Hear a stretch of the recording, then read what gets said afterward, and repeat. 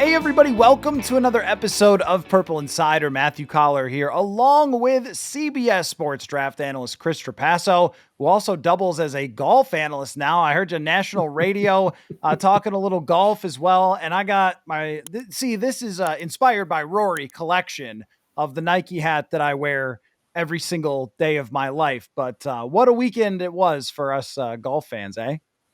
It was so great. Like following that entire final round with Bryson and Rory, how it transpired, some huge shots that felt like it was the shot that was going to catapult Rory to the green jacket, and then he would hit a bad wedge shot, and then to finally win it in a playoff against Justin Rose, and then to see his reaction. I mean, that's what I said when I was on with DA there for CBS, or like Sirius XM, CBS Sports Radio, was like the coolest and most visceral reaction that I've seen for a golfer winning a tournament in a really long time. So that was really a fun Sunday to spend that didn't have anything to do with football. Let me tie it to the Vikings here. They said he couldn't do it, folks. For all of you guys who always will ask me when I do some of the chats, like, will the Vikings ever win a Super Bowl? And I'm like, I don't know, maybe. And that's, inspiration, I guess, that you just keep on trucking and eventually maybe you'll do it. That's the best I can do for all Vikings fans out there. So anyway, we've got a lot of fun today. Something that you and I have done every year where we draft every pick, or we mock every pick up to where the Vikings select. And then we go back and forth and we debate all the options and things like that. So we're going to do that in just a moment. But I want to start out, Chris, with an article you wrote, which I felt personally very attacked by. So the article is Draft Buyer Beware. And not only did you pick one of my favorite prospects for the Vikings, you made him the picture.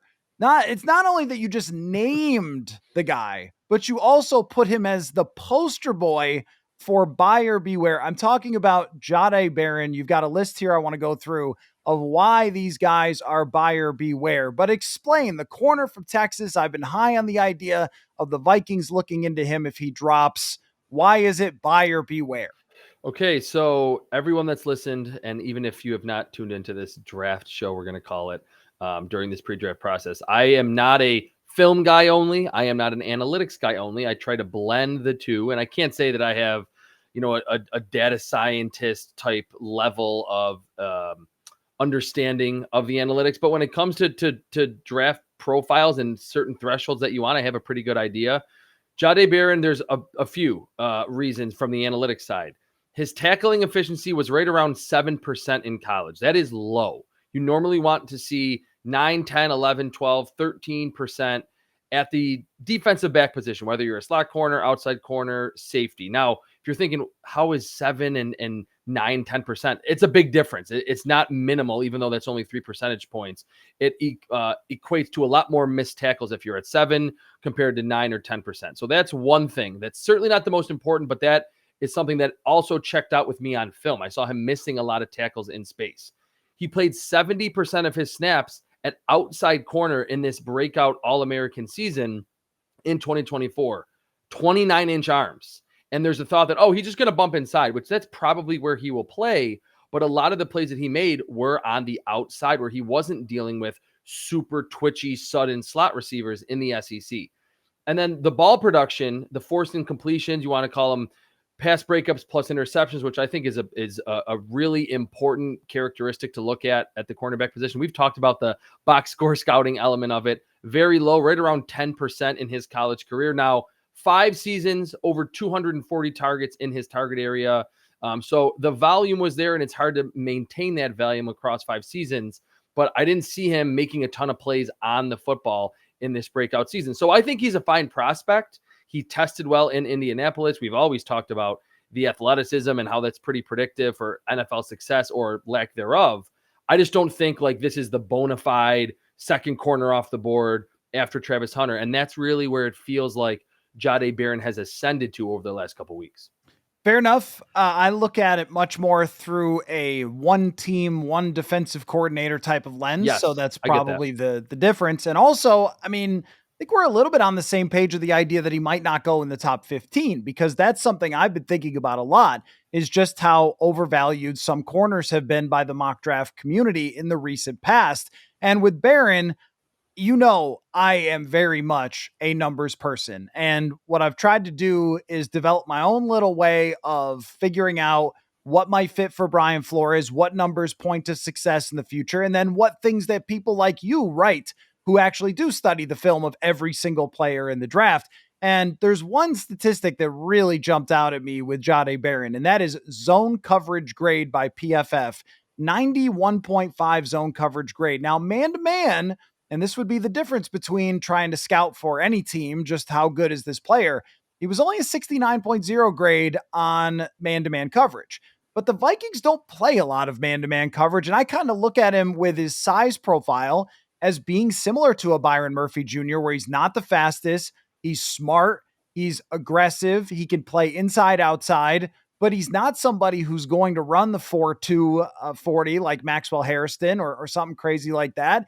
And he's not the guy who's a pterodactyl out there with crazy long arms, but he can make plays on the football, and he's going to be where you want him to be at the right times and make a play. That screams to me Brian Flores would like that guy. So that's why I've been higher on him than maybe you would be. Yeah, I think we just outlined both kind of schools of thought where I'm looking at it from every team perspective, and that every team does not have Brian Flores as their defensive coordinator. But the Byron Murphy comparisons, I can certainly see them because he was that, oh, is he a little bit undersized? Is he going to play inside or outside? And he certainly excelled with Brian Flores and was better than he was early in his career in Arizona. So you looking at it strictly through the lens of the Vikings perspective and how he could fit into this defense, that completely makes sense that you would be higher on him. For me, ticking the boxes from a general viewpoint, I want long arms, I want good tackling, I want ball production, I want a big time workout. He ticks some of those boxes, but again, not as emphatically as, like you're mentioning, most historical top 15 cornerbacks. And plus, you're a hater. That would be the other Yes, thing. If you don't like my one. favorite prospect, then that's the label you get. That's nothing you can do about it. So there are some guys on your list, buyer beware, that aren't necessarily Viking targets, but I think are interesting to talk about anyway. One of them here in the buyer beware is a former JJ McCarthy teammate, Colston Loveland, who I probably get one a day where a Viking fan says, should we draft a tight end? And the answer is, I don't understand why that's a question. Like, are we bored? But anyway, enough interest in Colston Loveland from the Viking fan. Why is he a buyer beware? So I'll be quicker on him because you're right. I don't think the Vikings are going to target a tight end or certainly him in the first round at 24. His is mostly analytics based, but he's another one. And I put the buyer beware prospects were not just the ones that the numbers jumped out at me or the film jumped out at me. They were the ones where there was a blend where I didn't love what I saw on film, checked the numbers and was like, yeah, that's kind of what I saw. That I didn't think Colston Loveland was great after the catch at Michigan. I didn't see him breaking a lot of tackles, the contact balance that the George Kittles, the TJ Hawkinsons, Mark Andrews, Travis Kelce's have excelled at the position with. He only forced 8 missed tackles on 117 catches. That's a really low missed tackle force rate. Like Sam Laporta was in the 20s at Iowa. I'm trying to think from the article. There was someone, Trey McBride is really the only one who's close, and he was at like 9%, but he caught almost 200 passes at Colorado State, so he had a higher volume. So that, to me, beyond separation, if you can't create after the catch and you're playing tight end today, that's a kind of a red flag for me. And then even if you're not a great yards after the catch tight end, you got to be good boxing out and be that ball winner down the field. He only won on 10 of his 25 contested catch opportunities. 40% for a wide receiver. You're like, okay, not great, but pretty good. Tight ends, they're usually between 55 and 65% if they are widely considered to be a first round pick. So I think he's a lot like maybe a Kyle Pitts, a lot like a Noah Fant, 2 first rounders who have been good in the NFL, but there's a lot of thoughts like that this is going to be someone who is going to revolutionize the tight end position because of how fast and dynamic of an athlete he is. I think in today's NFL, you have to be more than just fast and have some flexibility in your lower half to excel at that specific position. Fundamentally, I would not draft a tight end in the first round, period. There's just way too many who have gone belly up, and the standard for success there is really high because there's only probably 5 good ones. And if you draft a guy in the first round and forego all the other key positions, and he doesn't become one of the 5 or 6 best tight ends in the league, then you have completely failed at that position, because the difference between a guy you draft who's a little above average and an average guy that you sign as a free agent who has been another team's tight end too. I mean, look at even a guy like Josh Oliver. He's a really good player. The Vikings got him for a couple $1,000,000 in free agency. He's tight end too. He could be a tight end 1 on a team. So you got to be a lot better than that. And how many tight ends do we see really emerge on a second team or in their second contract? I think it's a position that takes, and Hawkinson's one of them, it takes a long time to develop and be an impact player. And I think, for my money, the best tight end in the entire NFL is George Kittle, and he was a 5th-round draft pick. And I think we see that a lot at that position. Let's go to a guy who I think is pretty interesting because he strikes at home in one particular way. Shamar Stewart, who crushed the NFL Combine, total freak athlete, but I like to call it the Danielle Hunter fallacy. The Combine workout hero, Danielle Hunter, was that guy and then developed into one of the best players in the NFL. I can't think of too many other guys who have done that. And that's the Trayvon Walker going number 1 over Aiden Hutchinson. Production at that position in college is the best correlator to the NFL, not your 40, not how high you jump versus your height and weight.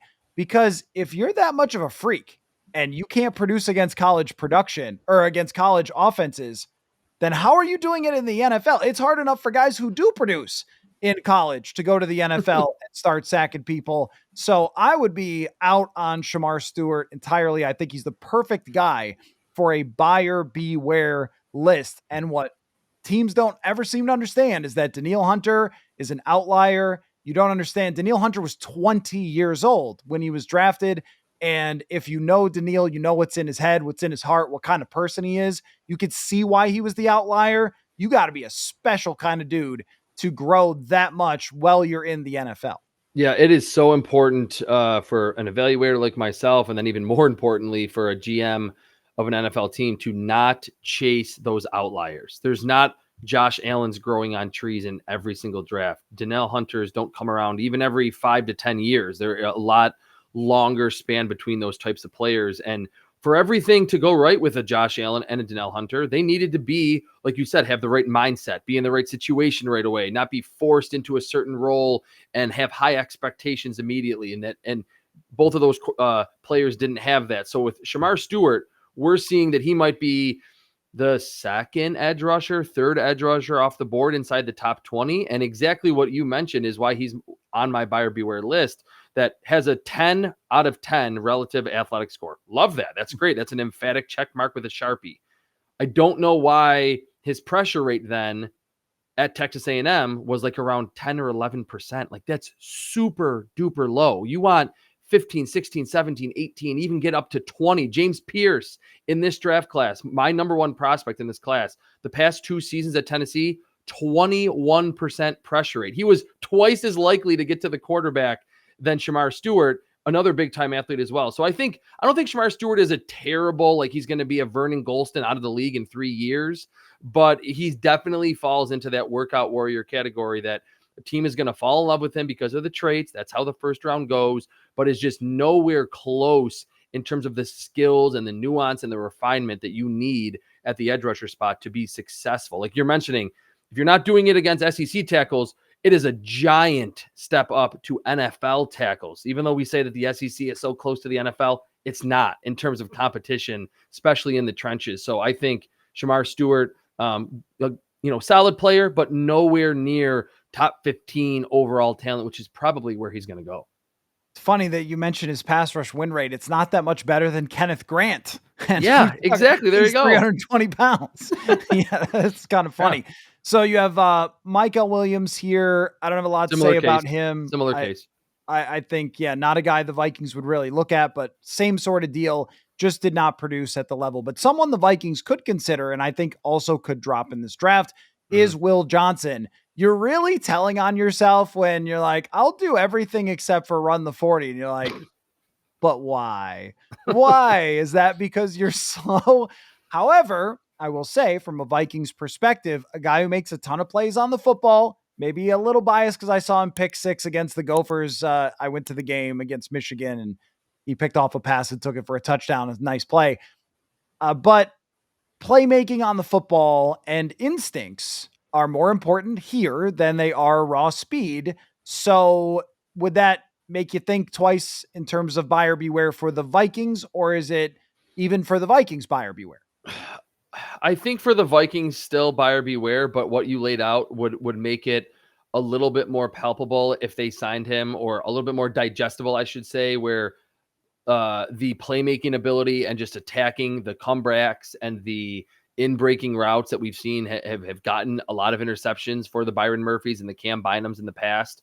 That I think he'd be a better fit in Minnesota than a lot of other places because of that. Because on film, you see him make those interceptions. He had a pick six against USC in a big game early in the season before his injury.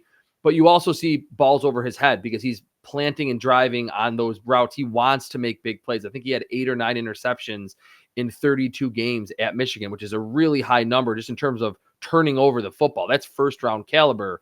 A few other things that are a little bit concerning, and we've talked about it. Tackling is not a forte. And I would say in 2024, it was really bad before he got injured. Now, there's some thoughts, and I've talked to a few scouts during the pre-draft process that mentioned, he was already kind of dealing with the injury before he went out, and he was just very hesitant to throw his body around, because there was times where, and I think I probably said this before on the show, where I'm like, why was he like literally just like trying to get blocked there and like not fighting off that block whatsoever? And then, he tried to make that play, but just clearly just dove at the feet and knew that was not going to be a tackle. For some defensive coordinators, that's a huge problem. Others, not so much. The talent is there. I am a little concerned about his speed. And like you said at the outset here, like the fact that he worked out and claimed he was fully healthy but didn't run the 40 raises the eyebrows a little bit. And showed up in Indianapolis with shorter arms than expected. I think he had arms in the 30, 31 inch range, where he was kind of billed at this Patrick Surtain 2.0, who's like 6'1", 205, 32, 33 inch arms. That's not really Will Johnson's build. He had the same number as Patrick Surtain in college and made some big plays and was a big recruit. I think he's a good player, and I actually think somewhere from like 24 to pick 30, maybe even into the second round, completely fine. But like seeing like Panthers at number 8 overall, like I don't think he's that caliber of a prospect to where his draft position has seemingly swelled over the last couple of months. Something I know about Brian Flores and his secondary players, probably everybody, is, I don't know if you ever saw this study. Daryl Morey did this interview one time about how scouts would always overvalue players that were like them. So if you were a 3-and-D, the scouts always loved. Daryl Morey was the GM of the Rockets. The scouts who were 3-and-D players always overvalued the 3-and-D players. I think that this plays into the success of Brian Flores, that the man himself has got that dog in him. And I think he loves players who got that dog in him. Like that's how he identifies like a Josh Metellus and Ivan Pace. And if you're talking about somebody who was trying to avoid making tackles, that doesn't sound like, because if you look at Mekhi Blackmon, I remember when we discussed that pick and how different it was from the consensus. But then when you watch him back, you're like, yeah, that guy's small, but he goes after people. Like he makes tackles. He gets in the backfield.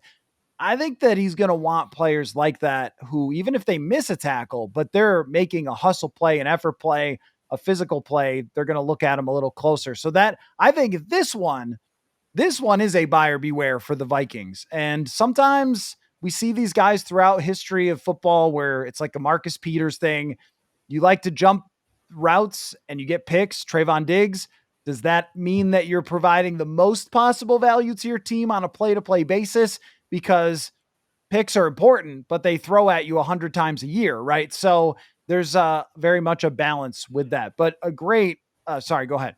No, I was going to say that you mentioned Mekhi Blackmon, and it instantly brought me back to our conversation with him, and I wanted to check the numbers.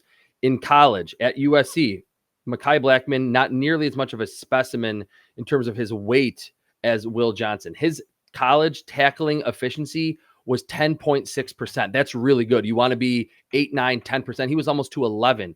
Will Johnson's at Michigan was 6.3. That's one of the lowest college tackle efficiency rates of literally any cornerback that I have in my resin database. So again, when you get to the late first round, into second round, third round, these players don't have all the check marks, and that's fine. You can say, hey, look, it's a third rounder. We got to work on his tackling. To see Will Johnson getting, again, top 10, top 15, top 20 buzz, and like this is the next Patrick Surtain, I just have to strip away some of that and say, well, he's not a great tackler. He's not quite as long as Patrick Surtain. He makes a lot of plays. That's a huge check mark on his profile. But even compared to Mekhi Blackman, someone who he has a lot more physical ability than, the tackling wasn't anywhere in the same realm in terms of how reliable they were in that regard. Okay, before we get into doing the first 23 picks, and we'll rapid fire them so we can have a long time to discuss what the Vikings would do at 24 under this mock scenario. I saw that Todd McShay mocked Jalen Milroe being drafted in the first in a trade with the Vikings was his move. What do you think of that? So there'd be the Giants trading up with the Vikings swapping 24 and 34. Vikings moving back to 34 and taking Benjamin Morrison at 34, and Milroe going in the first. Are with this, nobody can figure out what's going to happen with these quarterbacks, which makes me think that there's going to be one first round quarterback or one and then another one at 20 something or whatever. It just feels like when we haven't been able to figure it out and there's a wide range like this, there are people who have Milroe in the fourth and then he's mocking Milroe in the first on a trade up. Nobody knows nothing. So you're telling me that Desmond Ridder and Malik Willis and Sam Howell and Matt Corral are not going to go in the first round? Because there was hype 2022. You can go back and watch our video or listen to that podcast. That there was, and one went in the first round and he was a bust. There was like no good quarterbacks from that class. So that is really fascinating. Jalen Milroe was going to be at the draft in Green Bay. So that added a little bit of intrigue. Maybe that kind of sparked that.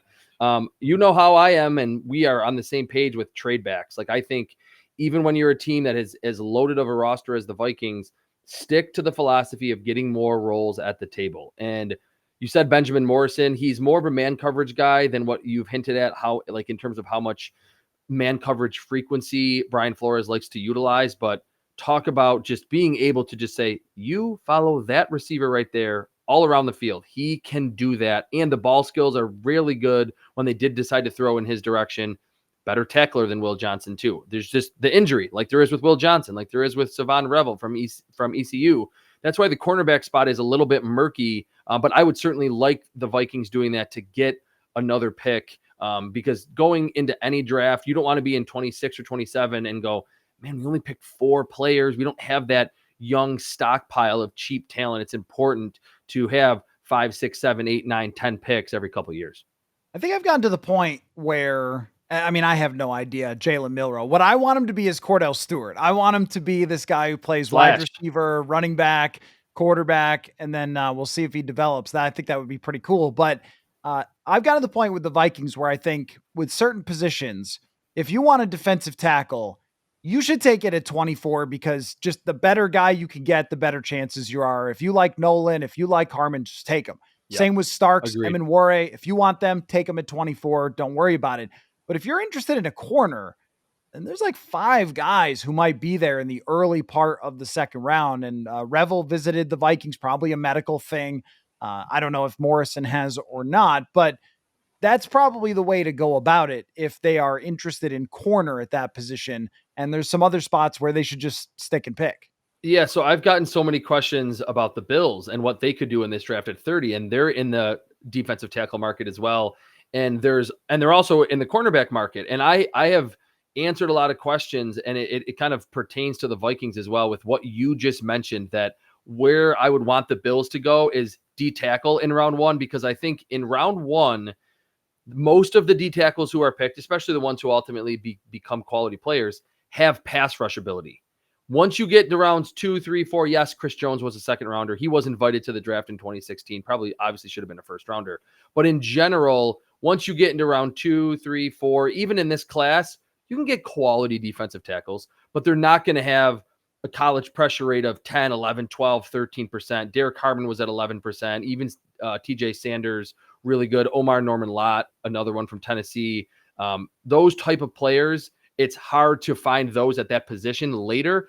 I think cornerback, yes, you can say the better corners are usually picked early. But in this class, because of the injury question marks, we don't know where teams have them medically. You're absolutely right that I feel like early in round 2, some of those presumed to be first round talents could slip and be available for the Vikings. So if we're looking at it, not knowing, and we're going to run through this exercise in a minute, but not knowing where the first 23 picks, how they'll go, I just think philosophically going D tackle, even in this loaded defensive tackle class, to get the best pass rusher at that position, obviously after someone like a Mason Graham would make the most sense. And just in terms of team building to get the best player at that position. Well, let's figure it out what the Let's do it. Vikings are going to be looking for. So, wait, that's Jade Barron because I was gawking at his incredible statistics. But here is our PFF mock draft simulator board. But the thing is, this time we're not going to sim, we are just going to mock. So, we're going to make the picks. And then we're going to decide what the Vikings are going to do. We're going to rapid fire through it. I don't think either one of us has to spend any time with number 1. We both agree Cam Ward's the number 1 pick. Yes, you can just punch that in. Yes, punch it in. All right. So I will send it over to you now for the number 2 pick, the Cleveland Browns on the board. Doesn't this feel more and more likely to just be Travis Hunter, that the draft is really going to start at pick 3? That's just how the vibe that we're getting until we get that Daniel Jeremiah or Adam Schefter rumor like 2 days before the draft. Feels like Hunter is the best overall player in the class. The Browns have a million needs, and they're just going to pick him and say, just go out there and play and be the Travis Hunter that you were at Colorado. I apologize to Travis Hunter, who's been one of my favorite college players to watch, for having to play for the Cleveland Browns, but he will go there in Cleveland. I'm going to still give Abdul Carter to the New York Giants because I don't think they're taking Shedeur Sanders with the number 3 overall pick. We've talked about that. I think he is going to slide down the board a bit more. And also, why draft him when you just brought in Russell Wilson and Jameis Winston to save your jobs? So Abdul Carter goes to the New York Giants. Now we are at the New England Patriots. So, as we get further down the list, I want to ask you if we want to throw in some major surprises because we've seen them in the past. We've seen Andrew Thomas in 2020. Michael Penix goes last year in the top 10. And that was like a bomb went off in the middle of the draft. Like we were shocked at that. But I think this is still going to be Will Campbell because Drake May entering year 2, they had a terrible offensive line last season. The short arms are scary, but the film was clean. 3 straight seasons in the SEC. Quality pass protector, good run blocker. I'm going to go Will Campbell for the Patriots. Well, here's what I would say about surprises. There are no rules. There are no laws that bind us to mocking the same way everyone else mocks. So just, this is rapid fire. Pick who you think's going to go there, and we'll get to number 24. So number 5, but I'm not going to go crazy here. I'm going to pick Mason Graham to the Jacksonville Jaguars because I think all this stuff is happening. You never know, but there was a lot of predictable things for last year early on, like Neighbors, Marvin Harrison, the 3 quarterbacks. Like we saw that coming before the draft really started. I think this is where it begins to get interesting. Yes. You are up with the Las Vegas Raiders. So I think I misspoke saying like, oh, are we thinking that the draft really starts at pick 3? Yeah, maybe there's some intrigue with the Giants, Abdul Carter versus Shedeur Sanders. This stretch, 6, 7, 8, 9. This could be Shedeur Sanders could be in one of these picks, or he could be not in one of these picks. We could see Ashton Genty. That's what I'm going to go with here. I think for as much as I don't know if a new regime was like, hey, let's pick a running back inside the top 6. I feel like this is a Las Vegas team with new ownership. Tom Brady's the minority owner. There's Pete Carroll, Chip Kelly. Chip Kelly has a long history with running backs, featuring them at Oregon and with the Eagles. They're going to go Ashton Genty at 6. Okay, that makes a lot of sense. And Pete Carroll is not building for the future, my friends. He likes to run the ball. That's his thing. You're right. He wants to win right now. Yes. All right. The New York Jets. I have done absolutely zero studying of the New York Jets. Let's see. They're the hardest team to mock for in the first round, and that's someone that's done 1,000 mock drafts the last 5 months. And this is where it is helpful for PFF to show us the analysis of the players that are being taken the most in the simulations. Armand Membu is the player who's being taken the most times. Tyler Warren, they're just crazy enough to take Tyler Warren here, but I don't think so. I think teams know that you better pick an offensive tackle at the top of the draft. So I'm going to go Armand Membu to the Jets. Yeah. That makes a lot of sense. That's what I think they should ultimately do. They have not a good offensive line. Panthers at 8. So their team, a lot of needs. Wide receiver being a big one. Are they going to help out Bryce Young, who had this insane in-season resurgence that no one saw coming? Like you showed there, PFF's most picked player is Jalen Walker, who kind of a tweener, linebacker, edge rusher, very explosive. Dan Morgan, their GM, former defensive guy. I'm going to actually go Adofo-Mensah here, just because there were thoughts that they were going to maybe swing the trade for T. Higgins. That didn't happen. And building around your quarterback matters more than anything else. That's a fine pick. Man, they had the worst defense in terms of yards allowed ever last year. I mean, they're still a team that needs a lot of rebuilding. They signed some defensive players. They need everything, which means now we're not doing trades down. I think Carolina would be a team that would want to trade down. Yes. If a team wants Shedeur Sanders, that's the spot, because the Saints here, and I'm interested to see what you do. The Saints here, and then there's just the added flair of it's an NFC South team that could kind of screw over one of its rivals. You're right. That is, we've talked about the Vikings at 24 for the longest time. That is the first real clear trade down destination, the Panthers from 8. So I'm going to go a little bit crazy here off the board and not take Shedeur Sanders to the New Orleans Saints, because my bet is that, or at least from my mocking, that Shedeur is just not as high as people think he is. And I am going to go with a surprise James Pierce here to the New Orleans Saints. Yes, that their best edge rusher, Cam Jordan, is 127 years old. No disrespect to Steve Jordan's son, but they need everything. They are a horrible football team. I know they just re-signed Chase Young, but I think he's going to be the best player on their board in this scenario. So I will take James Pierce, shocking the world, and they are just left in no man's land at quarterback, but they've got freaky edge rushers to work with. Pierce to the Saints. Like I said earlier, he's my number one player in this class. I would absolutely love that. Bears are fascinating. They're probably the second hardest team to mock for, because you have Ben Johnson there. See, like, look at how much, how close the disparity is with Tyler Warren. 14.5% of the picks have been him. Ashton Genty, who's not available here, 12.4. Malachi Starks, 11.2. So there's not like a guy at 40% and then everyone else is below. I've thought about offensive line, but they added so many pieces up front. They have Braxton Jones and Darnell Wright. I think someone on the defensive side, why don't we go Mike Green from Marshall? Because they need a bookend to Montez Sweat in Chicago. I like it. Makes a lot of sense. They need pass rushing talent. I remember we made the joke last year that I had never heard of any of their, or maybe it was 2 years ago, but that I'd never heard of any of their guys up front. And I think that sort of still applies outside of Montez Sweat. So Mike Green from Marshall, hugely productive edge rusher, makes sense for them. Now, San Francisco is on the clock. A lot of, in terms of the most drafted, a lot of corner here. Barron, Will Johnson, they lost Travarius Ward. They are a team, though, that loves themselves a defensive tackle who can get in the backfield. So I am going to say that they reach here and they go after Walter Nolan, the defensive tackle from Mississippi, because they lost Javon Hargrave, they lost Malik Collins, and they like interior pressure to go along with Nick Bosa.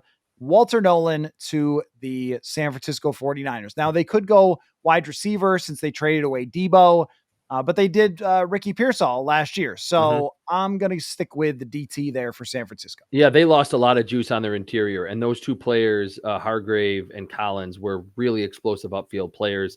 I don't want to say that they were the reason that Nick Bosa has become such an elite pass rusher, but they certainly helped draw some attention away from him. So I think keeping Nick Bosa in his prime, which he certainly still is, would make a lot of sense. Dallas Cowboys. So there's early in the process, I was like, this is going to be Ashton Genty. And then I was like, no, it's going to be Ted McMillan. This point would be tough because both of those players are off the board. This could be the ceiling for Matthew Golden, who, by the looks of it, by PFF's analysis of how many mocks players have been picked to them, it's Matt Golden is number 2 at almost 16% behind Adofo-Mensah. It's kind of a team that, I mean, I guess this is obvious with them picking at 12. They have a lot of needs. I'll go Matthew Golden. I could see Jerry Jones staying and understanding that staying local would draw a lot of fanfare. That's a lot of the times what the Cowboys picks are ultimately probably too focused on. So I'm going to go Matthew Golden as kind of a surprise, really early pick after that big combine. And it's very Jerry Jones-like to just say, give me the guy who ran the 4.29, the Rocket Ishmael of his day. We haven't really talked about Golden. I'm just not a Matthew Golden guy. There are so many wide receivers who run that 4.3 or less, and everyone falls in love with them. And you're like, wait a minute, because he's not, if he ran a 4.2, why did he have crazy production? And yeah, it's not bad production, but it's certainly, and it was all in the last like 6 games. Yeah, it was. Yeah, it was a little bowl game bias, I think, with Matthew Golden. Yes, so I'm down on that idea. The Miami Dolphins are on the clock. It appears that they want to trade Jalen Ramsey, which makes me think that they have a cornerback that they love here, but also they had their left tackle retire recently, so they're in a tough spot. They're a down bad. They're a team that would probably want to trade down. I might go offensive tackle here, though. It is a offensive head coach, and protecting the quarterback is really important. I am going to go with, and I see Calvin Banks getting drafted a lot, but I'm going to go with Josh Simmons, the left tackle from Ohio State, to the Miami Dolphins. That would make sense. Just very quickly, they have Patrick Paul, who they picked, I believe, last year, 2nd or 3rd round, big-time athlete out of Houston. Austin Jackson, a 2020 first rounder. They have their short-term options at both of those spots, but long-term, Austin Jackson hasn't really lived up to the hype. Yep. So to have someone to just keep the pipeline along the offensive line for a Mike McDaniel system, I think makes a lot of sense. Yeah, I just think Jackson's just a guy. Very much just a guy. On to the Colts. All right, so this one, I'm going to make it quick. I will not rant and rave here. I think this would be too early for him just in terms of my evaluations, but it would make sense scheme-wise. Tyler Warren, the tight end from Penn State, to help out, whether it's Daniel Jones or Anthony Richardson, to give them that really focal point of the offense in the passing game. I have very little to say about the Colts, but I wish them all the best. The Atlanta Falcons, this is all defense, all edge rusher, and that makes a ton of sense for them. Green is already off the board. Pierce is already off the board. I don't see Jihad Campbell as being a guy that is a pure rusher. They need that. So I'm going to go with Donovan Ezaraku out of Boston College. Maybe a little bit of a reach, but a very, very productive edge rusher, defensive end. They play 4-3 type. So he's the guy. Yeah, believe it if you want, or maybe not. But everything that I've gathered on Twitter, really just following the tea leaves there, that he's going to apparently go a lot earlier because of his intangibles, the interviews, and all that during the pre-draft process. All right. Really productive too. Yeah, Cardinals. Yes. Cardinals at 16. So I would have originally said, they have to pick someone along the defensive line, but they bring back Calais Campbell. They signed Josh Sweat. They signed Dalvin Tomlinson. Like, they knew too, like, our defensive line is really, really bad. So I don't think they'll go in that direction. I'm going to pick one of my buyer beware players. I am going to go Jahdae Barron. For as much as Will Johnson would maybe make a little bit more sense in terms of that classic outside corner, Jahdae Barron has just no injury coming, or like he's not coming off an injury, so there's no injury concerns. I think that would be maybe even the floor for Jahdae Barron. Okay, on to the Cincinnati Bengals.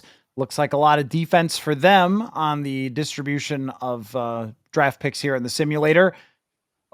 Green is off the board. Nolan's off the board. Kenneth Grant here might be interesting, but also, do they want for their new defensive system a dynamo like a Malachi Starks or a Jihad Campbell? And I'm going to say yes, that they will take Jihad Campbell here. Very dynamic, intriguing player. Somebody that if the Vikings are going to take a weird pick that we didn't expect, he would be a guy that I'd toss out there.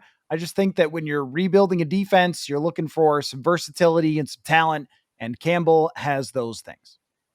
Yeah, that would have been my pick for the Seahawks, which is a little glimmer of what probably happens a lot during the actual draft. Seahawks are one of those teams, new regime, new head coach, or new quarterback, not a new head coach, but a new quarterback. They've totally changed and turned the chapter from the Pete Carroll era. No DK Metcalf there anymore. They have Sam Darnold, Cooper Kupp. I feel like edge rusher was a need, but a lot of the top players are off the board. This could probably be Calvin Banks because Charles Cross, Abraham Lucas, they're two tackles, quality players. They were picked in the same draft. So it's going to be hard for them to extend both of those players. Banks can start at guard and eventually, as a contingency plan, play tackle in the long-term future. I don't know the last time the Seattle Seahawks had a good offensive line, so take another swing, Seattle Seahawks. We are at pick 19, so we are closing in on the Vikings pick here. We will go to the Tampa Bay Bucks. A lot of defense going to them in draft simulations. Makes sense to me. Looks like front seven type of players. So let's see. Jalen Walker. Does that make sense to you here? It does make sense. They have Levante David coming back, but he can be kind of a mentor for Walker, and then they can He's get 100, yeah. Yeah, and they can get some edge rushing presence from Jalen Walker early in his career as well. That'd be a good pick. Sounds good. On to the Denver Broncos, where the most picked guy is Omarion Hampton. That's Whoa. Okay, it is. Which is funny, and we talk about this, that I try to do my grades, especially at the premier positions, as early as possible. And for as much as I try not to let any bias seep in, I mean, it probably happens. I'm human, but it's funny that like early in the pre-draft process, there was a lot of buzz for Omarion Hampton. Like, oh yeah, he's going to be a first rounder. We haven't heard anything. There's been no Daniel Jeremiah tweet or an Adam Schefter tweet about that he's going to go in the first round, but yet he is still the most mocked player to the Vikings here at 20. Broncos, you mean? Yeah. Or Broncos, I'm sorry. You know what? I'm going to go instead. I'm going to go Colston Loveland. That I think they need. Or wait, I'm sorry. I totally forgot that they signed Evan Ingram. My bad.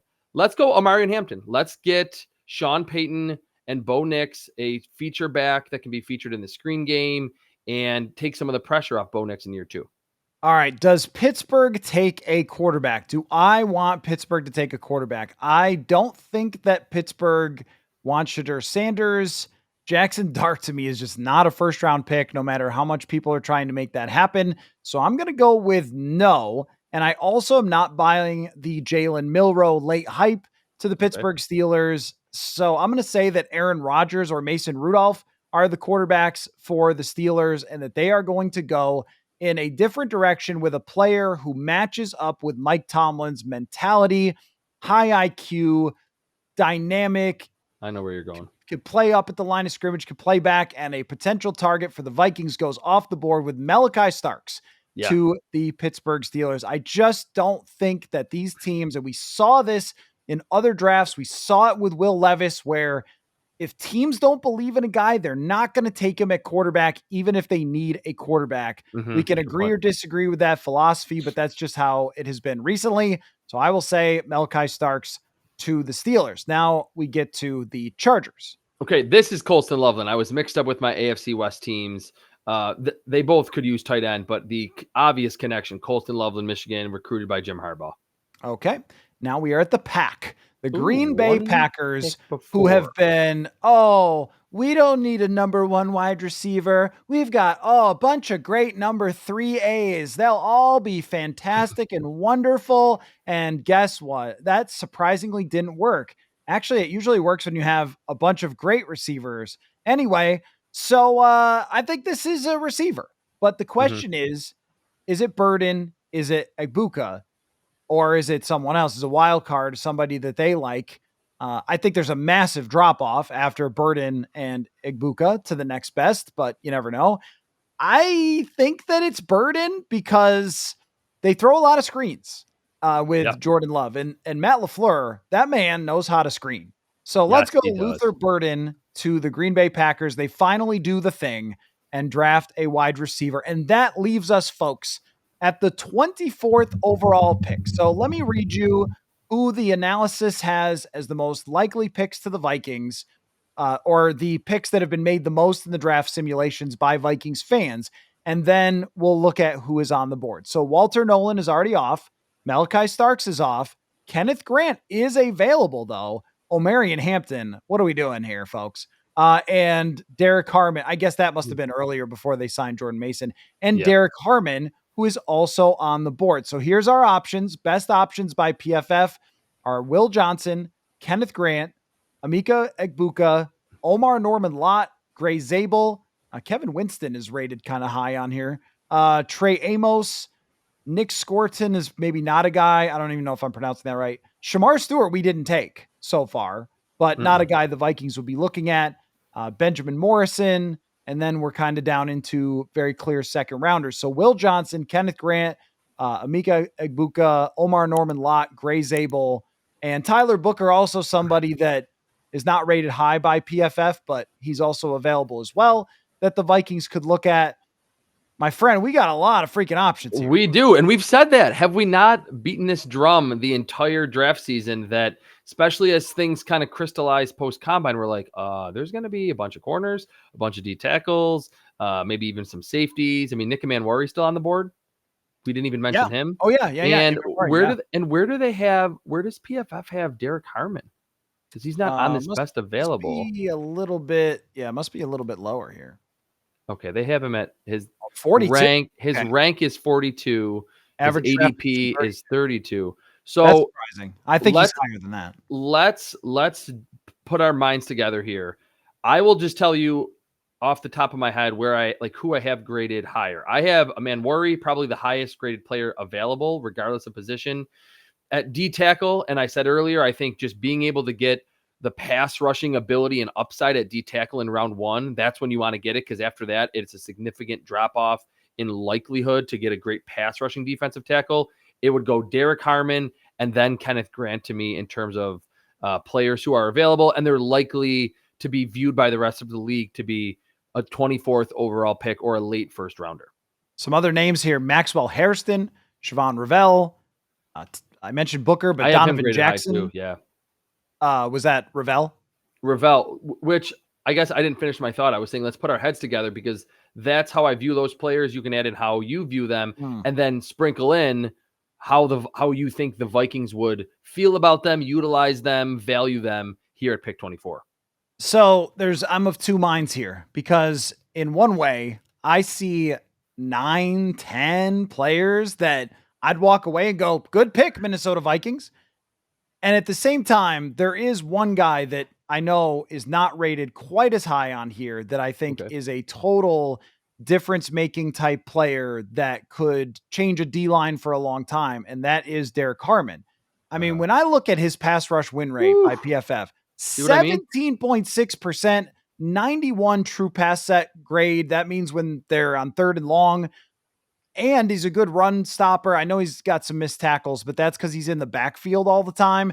This guy has high character. He's the right size, 6'5" and over 300 pounds. Kenneth Grant, I think, is also another guy who could be a game changer, but Harmon as a pass rusher is just a freak. So we could really do two different scenarios here. If I'm sticking and picking, my guy is Harmon. Is yours Emenware? It's the traits with Emenware are so tantalizing. But I was about to say, yeah, my pick would be Derek Harmon too, just because I think the scheme and the development that we've seen Brian Flores create out of thin air with some of these players that were second, third, fourth round picks on their second teams, or even undrafted guys.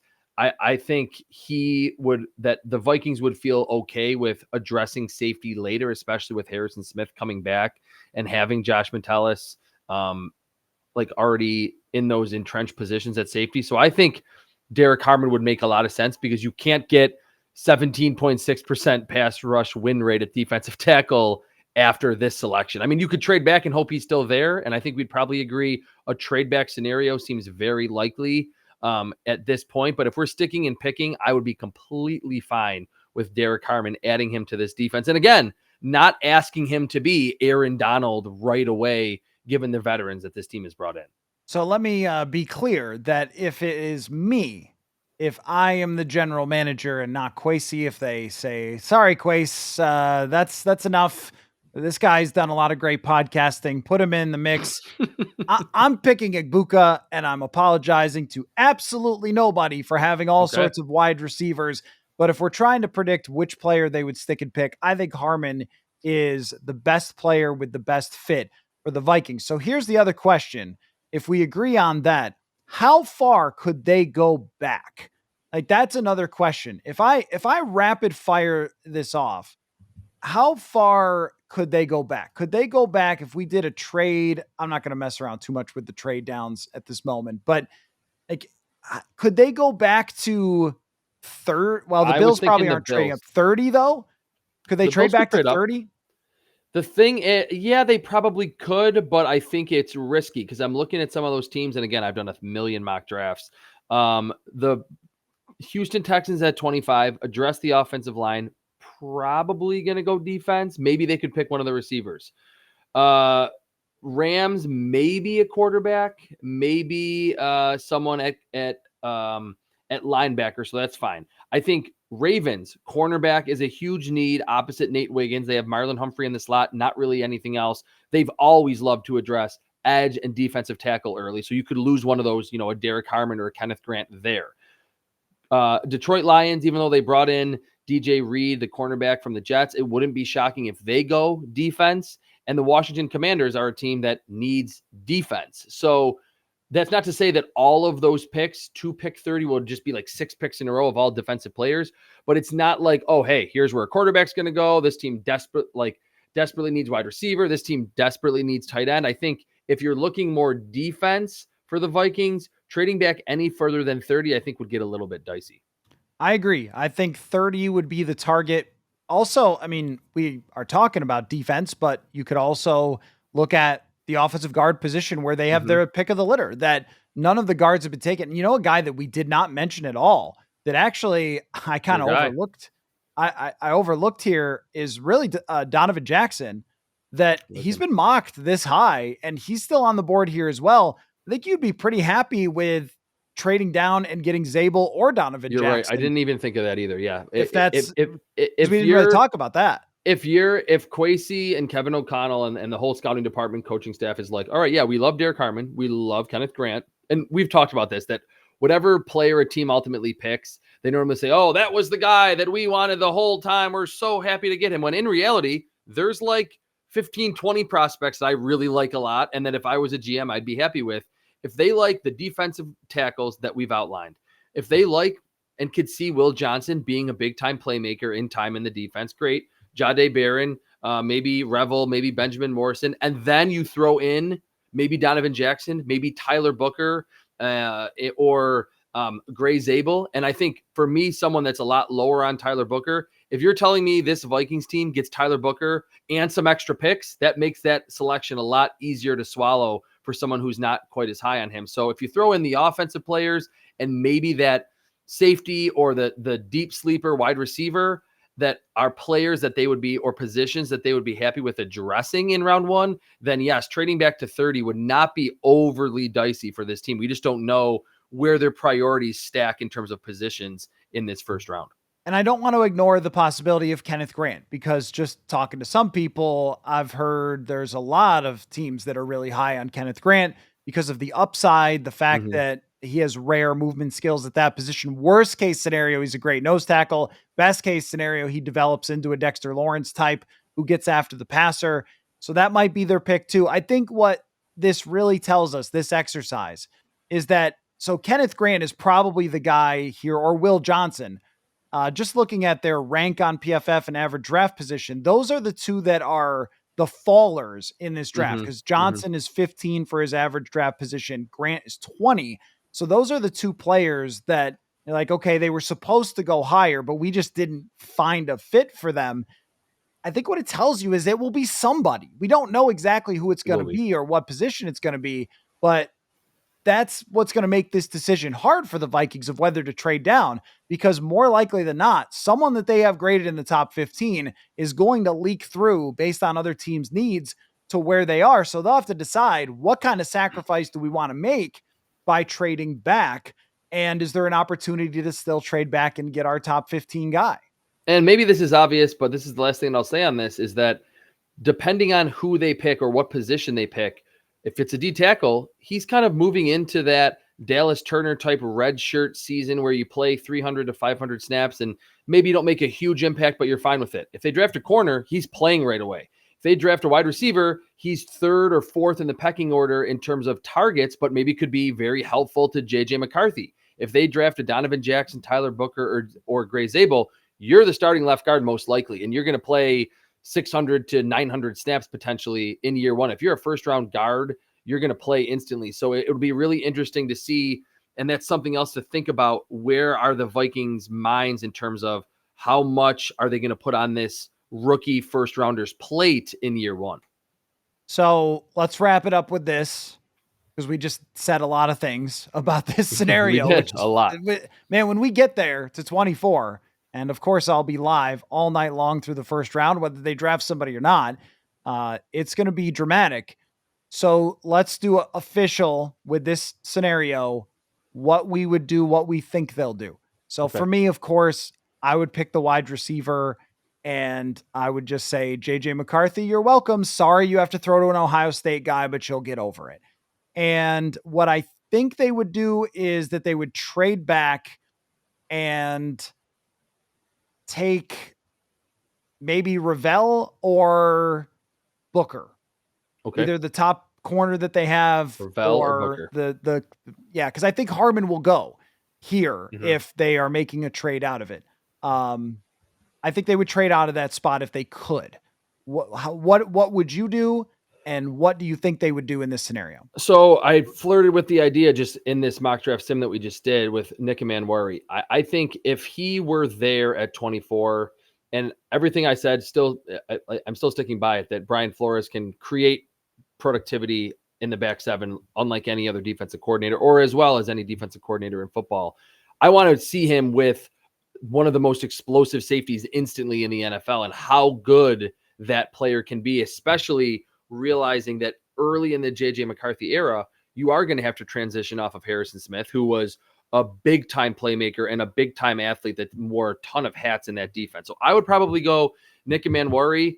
What I think they will do, certainly I think they're going to trade back, because we've run through so many different scenarios, and just doing it live right here. Like, even if obviously we didn't get all those players right that are going to be in the first 23 picks, there's so many that are still available. I think trading back and picking someone along the defensive line, either Kenneth Grant or Derek Harmon, if either of those two players are there after a trade back, I think that's what the Vikings would ultimately do, to think long-term, stay that Dallas Turner route along the defensive front with an interior player who has pass rushing upside.